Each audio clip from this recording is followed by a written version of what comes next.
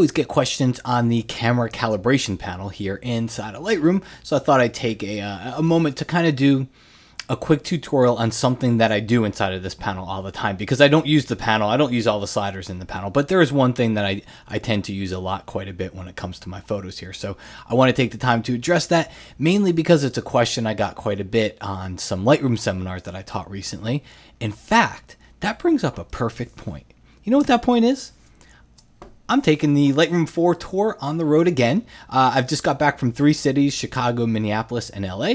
And if you take a look down here on the calibrationtraining.com website where we go to the live seminars, I'm taking it to Washington, D.C. on June 11th, Lansing, Michigan on June 12th, Richmond, Virginia on June 14th, and San Francisco on June 18th. So if you are in or around any of those cities and you want to come check out Lightroom live, make sure you stop by calibrationtraining.com. Okay? All right, so let's talk about Lightroom again. Back here to the camera calibration panel, because this is something that I heard quite a bit in my seminar. So I want to show you two different things. First off, I want to show you how to set something. And I realized after the first seminar that I taught that there was a question that came right after that. So if you come down here to camera calibration, if you ever open up your RAW file, and I know this happens to other people too, because it happens to me quite a bit, it looks kind of flat compared to what it looked like inside the camera. Okay, that's because your camera is typically applying a picture style or a picture control of some sort to it. And when you take a raw photo, Lightroom is just giving you the raw photo. It doesn't know, you have a picture style or picture control that's been applied to it in camera. Because when you see that little preview on the back of your screen, you're just seeing a little JPEG preview. So what you can do is you can come over here to that camera calibration panel. As long as you're shooting in RAW mode, if you come over here under profile, you're going to see what looks like the picture styles or the picture controls that you can set in your camera. So for example, I can change mine to, let's say, camera vivid. See the difference? Take a look. Before, after. All right, before, after. So before, it's kind of flat. The greens are a little bit muted here. The yellows, everything just is a little bit flat. After, we've got some better color saturation, some better overall contrast to the photo. And you can come through here, camera landscape. There you go. There's a different one. Again, before and then after. So you can see the difference here. Does it fix everything? It's not really meant to be a fix. It's just meant to simulate if you like to use those picture controls or those picture styles in your camera, and you've ever looked at your photo when it comes into Lightroom or Photoshop and you're like, it's a little bit flat. That's probably one of the reasons why. So all it's meant to do is just simulate those settings that you can set in your camera here. Now, it is only for RAW files. It's not going to work for JPEG. So if you do JPEG, it's just going to say embedded inside here. You're not going to be able to change these. But here's the question that seemed to follow this little tutorial up was, let's say that I like camera landscape. So can I set this for all of my photos? Absolutely. You've got two different options. One option would be to hold down Option on Mac, Alt on PC.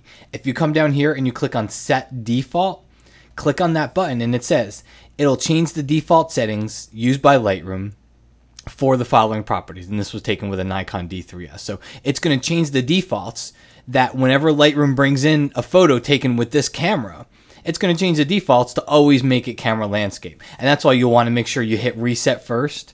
Okay, down here at the bottom, hit reset first and then change the profile so that that's the only change, because it's going to keep, if you change the exposure, it's going to set the exposure the same for any photo that comes out into Lightroom from that camera. So you can set it that way so that it's automatic for all the photos. The other thing would be to create a preset.